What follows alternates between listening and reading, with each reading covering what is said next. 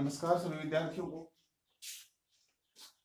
इससे पहले का जो लेक्चर है उसके अंदर हमने किरचॉफ के प्रथम नियम के बारे में पढ़ा था और आज हम पढ़ते हैं किरचॉफ के द्वितीय नियम। किरचॉफ का द्वितीय नियम, किरचॉफ का लूप नियम, किरचॉफ का पास नियम, किरचॉफ का वोल्टा नियम या केवीएल इसको हम बोलते हैं। किरचॉफ के जो दो नियम उसमें से बहुत इंपॉर्टेंट नियम ये रहने वाला है क्योंकि इस पे आधारित आंकिक प्रश्न परीक्षा में पूछते हैं। 2016 में भी एक क्वेश्चन आया था, आपकी बुक के एग्जाम्पल था घन वाला, एक घन सा बना हुआ उसके अंदर 12 प्रतिरोध जुड़े हुए हैं, वो एक बार न्यूमेरिकल आपकी परीक्षा में आया हुआ है। इसी नियम पर आधारित है वो किरचॉफ के लूप नियम पर। ठीक है, तो इसमें देखो एक बार मैं बता देता हूँ लूप नियम क्या कहता है। कोई भी बंद लूप होता है, लूप का मतलब जैसे हम किसी एक बिंदु से स्टार्ट हो गए वापस घूमकर उसी बिंदु पे आ गए तो वो क्या हो गया, एक लूप हो गया, एक पास हो गया, एक बंद परिपथ हो गया। तो किसी बंद परिपथ लूप या पास में उपस्थित जो जितने प्रतिरोध होते हैं वो प्रतिरोध और उन्हें प्रवाहित धाराओं के गुणनफल का योग हम कर देते हैं। जैसे चार प्रतिरोध जुड़े हैं, चारों में कौन कौन सी धाराएं प्रवाहित हो रही है, उन प्रतिरोधों और धाराओं के गुणनफल को हम जोड़ देते हैं। तो वो जो प्रतिरोध और धाराओं के गुणनफल का योग आएगा वो किसी उस लूप में, उसी लूप के अंदर जो विद्युत वाहक स्रोत उपस्थित है उसके विद्युत वाहक बल के क्या होगा, बराबर होगा। अगर दो या दो से अधिक विद्युत वाहक स्रोत उपस्थित हैं तो उन सभी विद्युत वाहक स्रोतों का क्या हो जाएगा, योग। लेकिन इसमें चिन्ह परिपाटी भी आपको बहुत ध्यान में रखनी है, वो भी मैं बताऊंगा। तो ये तो अपना क्या था, किरचॉफ का लूप नियम। इसमें आपको एक चीज ध्यान में क्या रखनी है, अगर आप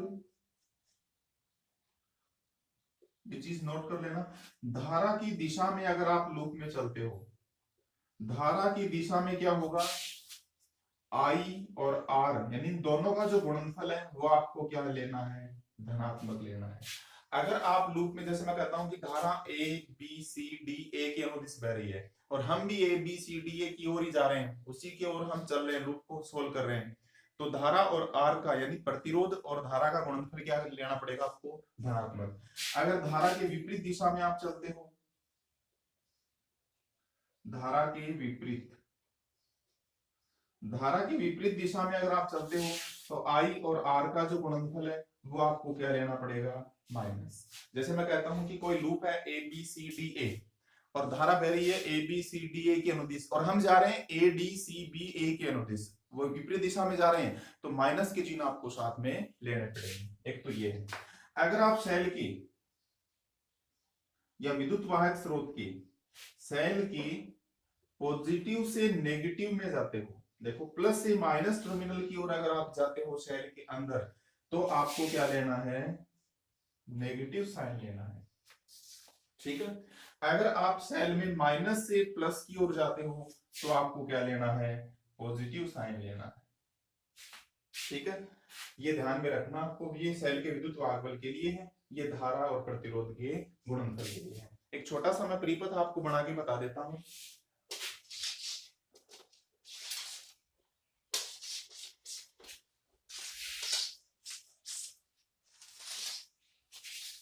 एक छोटा सा परिपथ मैं आपको बना के बताता, चलिए मैं बुक की एग्जांपल ले लेता हूं, आपके बुक का एग्जांपल ले लेता हूं मैं इसके लिए।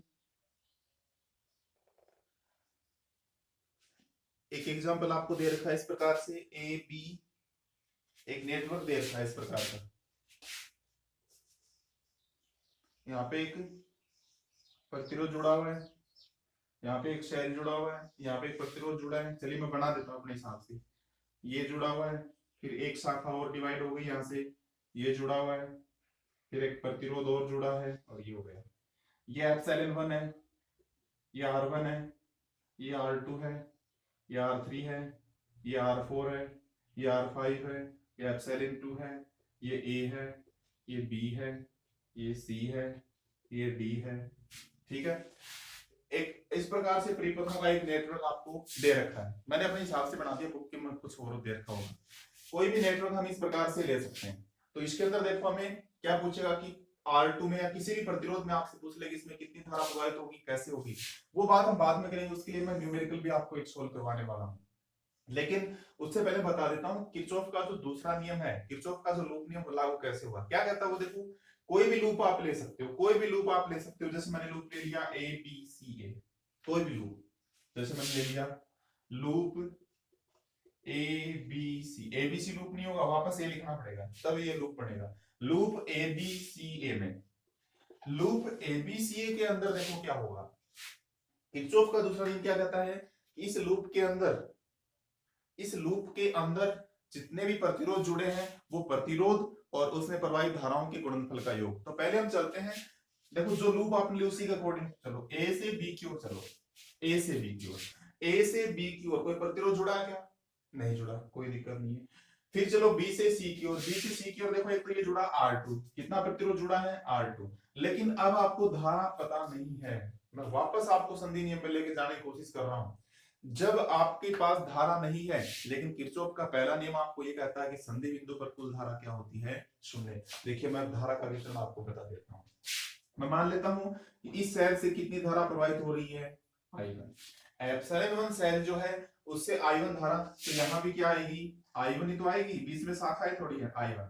यहाँ पे आते ही क्या होगा, यहाँ पे आते ही धारा है वो वितरित होने लग जाएगी, क्योंकि यहाँ बिंदु ए के ऊपर कितनी शाखाएं आपको मिल गई, 2 शाखाएं आपको मिल गई। इसलिए I1 धारा अगर इधर है, I1 में से मैं मान लेता हूं कि I2 है वो इधर चली गई, कुछ तो जाएगी, I2 की वैल्यू कुछ भी हो सकती है। I1 में से I2 इधर चली गई, लेकिन यहाँ पर कुल धारा क्या रहनी चाहिए, संधि बिंदु पर शून्य रहनी चाहिए। तो शून्य कब होगी, I1 आने वाली है, I2 जाने वाली है, कुल मान क्या हो गया I1 माइनस I2, तो I1 माइनस I2 है वो बाहर चली जाएगी। आई बात समझ, I1 आ रही थी, I2 चली गई, तो इस शाखा में कितनी धारा मिलेगी, देखो इन चारों को जोड़ के देखो कुल मान आपको क्या मिलने वाला है, 0 मिलने वाला है। ये I1 माइनस I2, देखो I2 इधर आ रही है, इधर कितनी जा रही थी I1, इधर कितनी आ रही थी I2, इधर कितनी आ रही है I2। इस शाखा में धारा कितनी मिलनी चाहिए, I1 minus I2, I1 minus I2 मिलेगी क्या, देखो इधर प्रवेश करने वाली धारा क्या हो जाएगी, I1 माइनस I2 होगी कि नहीं होगी, आप बताओ कुल मान क्या मिलेगा आपको यहाँ पे 0। तो जब धारा का वितरण आप करते हो संधि नियम से, तो एक चीज आपको ध्यान में यही रखनी है कि संधि बिंदु पर कुल धारा यानी सभी धाराओं का योग क्या होना चाहिए, शून्य। आ रहा क्या, संधि बिंदु 2 ही है यहाँ पे, ए और सी, इस पे कुल धारा क्या आ रही है, शून्य। अब देखो दूसरे नियम में चलते हैं, दूसरा नियम लूप एबीसी हम ले चुके हैं, इसमें प्रतिरोध कौन सा है R2, R2 में कितनी धारा प्रवाहित हो रही है I1। अब एक चीज और जो आपके नोटिस में मैं लेके आना चाह रहा हूं, आप धारा की दिशा में चल रहे हो या धारा के विपरीत दिशा में चल रहे हो, धारा के विपरीत, धारा किधर बह रही है, सी से बी की ओर, आप किधर चले, बी से सी की ओर, आपको लूप के अकॉर्डिंग चलना पड़ेगा, जो लूप आपने लिया है, लूप बदल सकते हो लेकिन उसके अकॉर्डिंग चलना पड़ेगा। R2 I1 किसका होगा, माइनस का, ठीक है। लेकिन B से C में एक प्रतिरोध और भी जुड़ा है, कौन सा, R1, R1 में कितनी धारा प्रवाहित हो रही है I1, धारा के दिशा में चल रहे हो या विपरीत दिशा में, विपरीत दिशा में, चिन्ह क्या आ जाएगा माइनस। और चलो B से C और है क्या प्रतिरोध, नहीं है। फिर C से A की ओर प्रतिरोध है कितना R3, धारा की दिशा में चल रहे हो या धारा के विपरीत दिशा में चल रहे हो, इधर विपरीत दिशा में, चिन्ह क्या आएगा माइनस।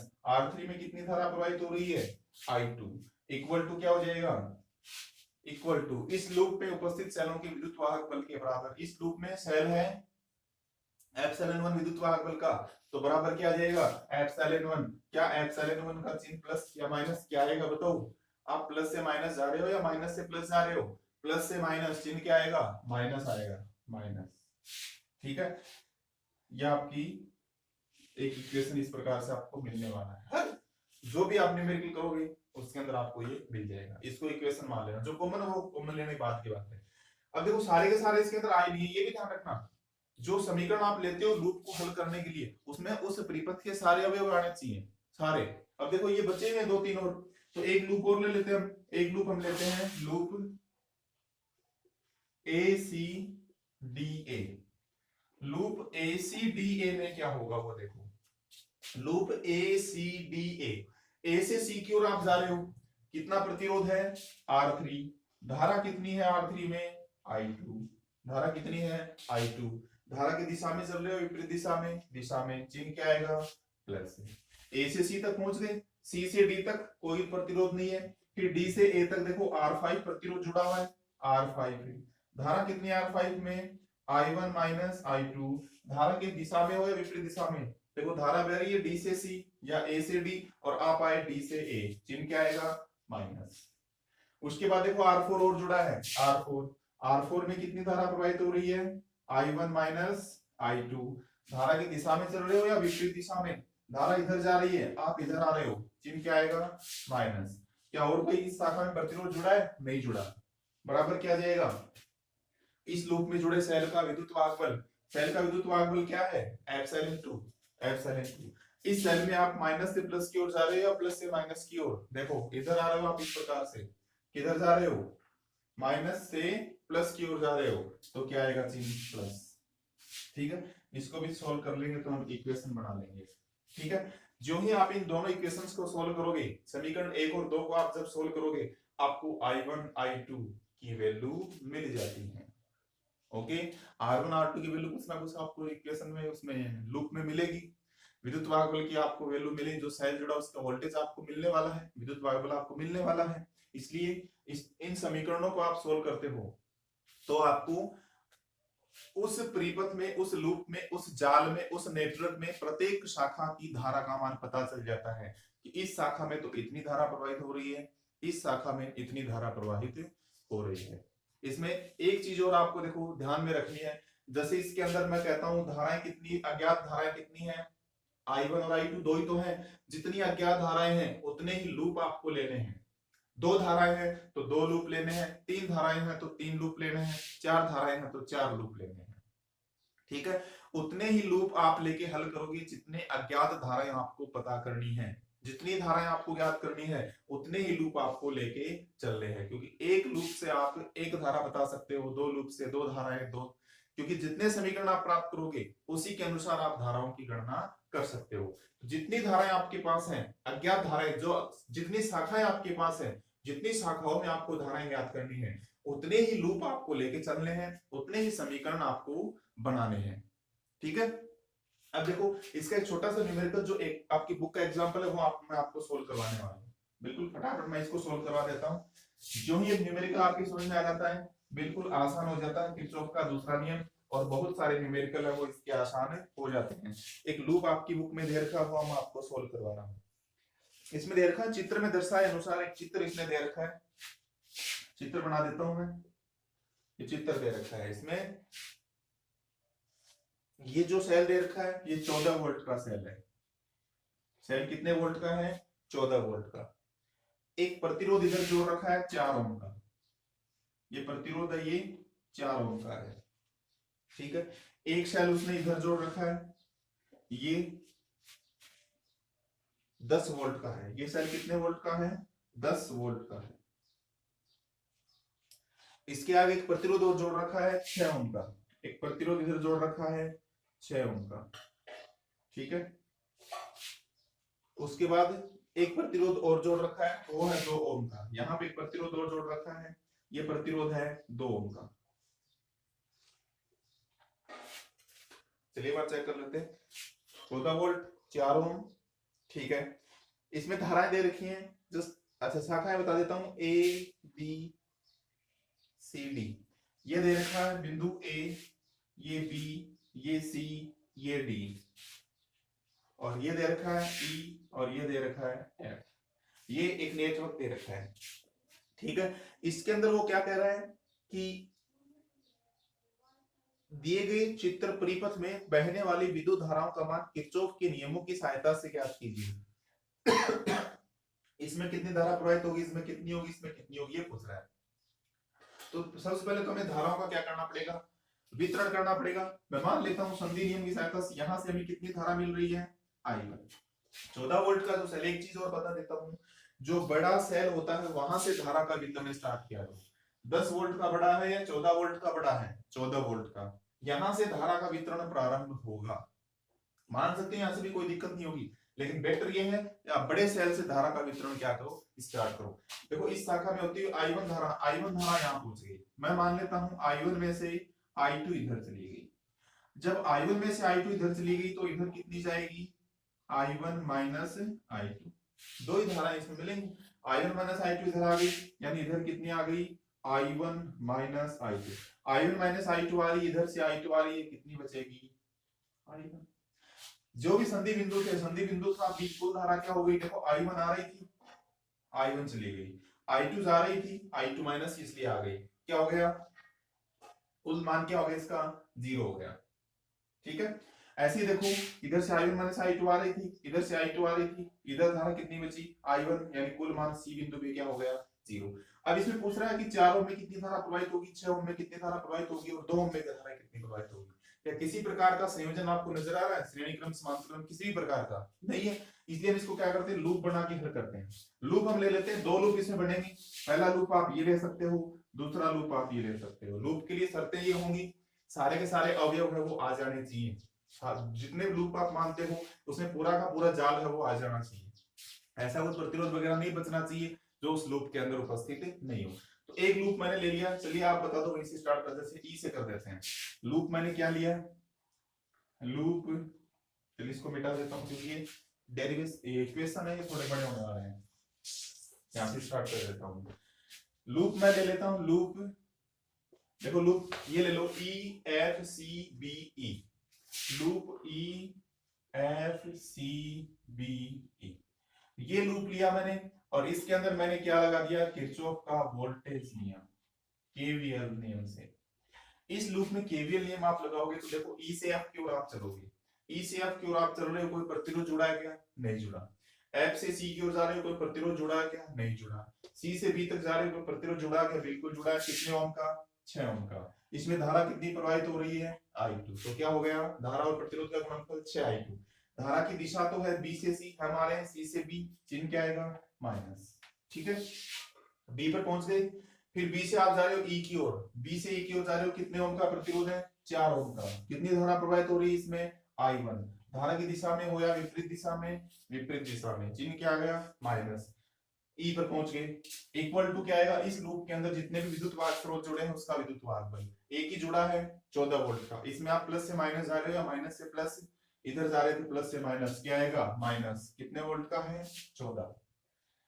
इधर माइनस कॉमन ले लो, चलो माइनस का 2 कॉमन ले लेते हैं, माइनस का 2 कॉमन लेंगे तो 3I2 plus 2I1 equal to क्या आएगा माइनस का 40।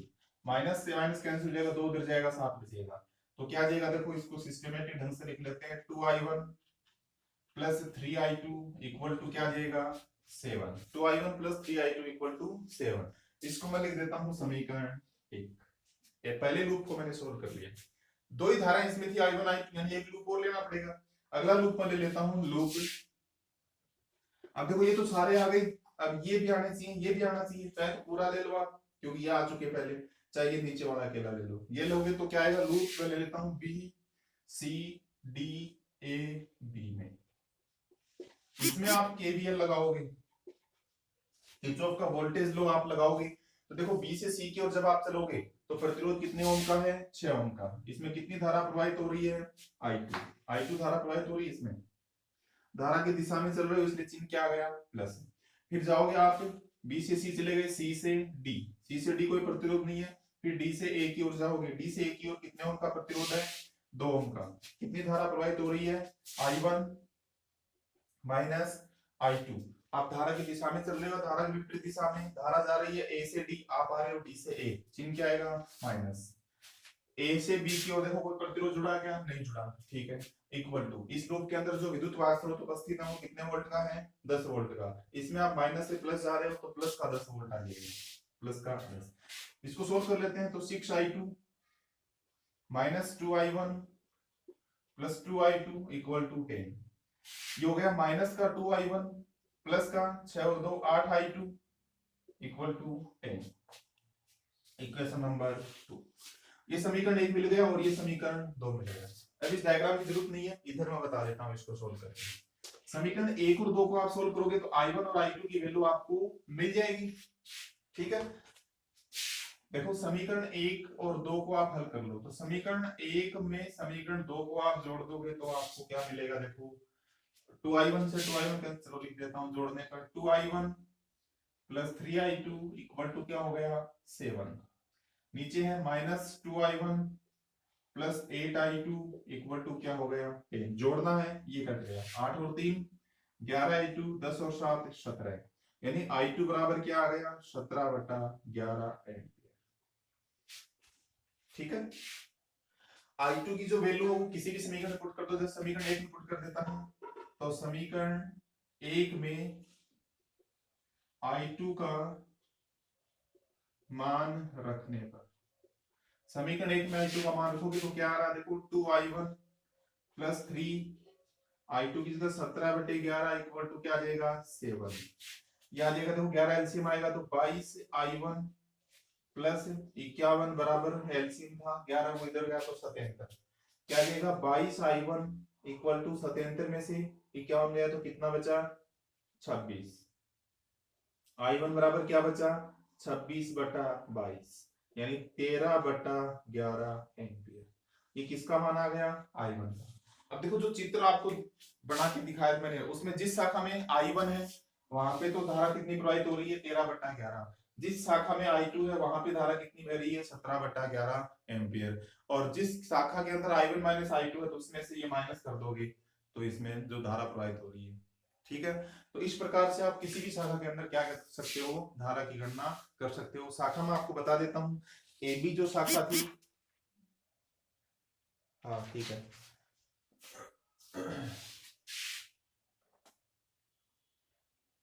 शायद 10 वोल्ट का था क्या, बिल्कुल ठीक है, ओके। तो ये था हमारा किरचॉफ का जो दूसरा नियम था वो।